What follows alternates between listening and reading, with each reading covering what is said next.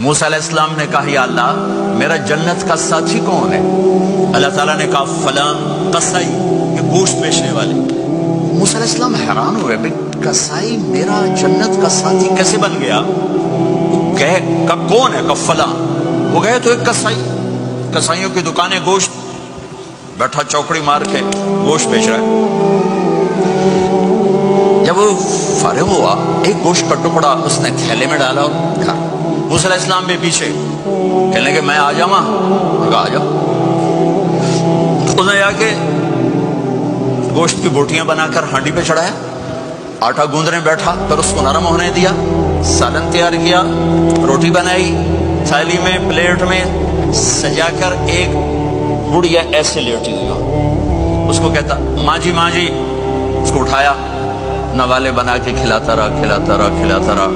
اس نے کہا میری بات، اس نے منہ صاف کیا، اس کو لٹایا، وہ کچھ بولی، کچھ بڑائی۔ موسیٰ علیہ السلام دور کھڑے تھے، کہنے لگے بھائی کون ہے یہ؟ تو میری ماں ہے۔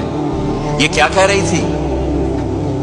وہ کہنے لگا جی ماں جو ہوئی کی دساں، جداں دی خدمت کرنا شروع ہو جاندی تینوں اللہ جنت وچ موسیٰ دا ساتھی بناوے، کتھے موسیٰ تے کتھے قصائی۔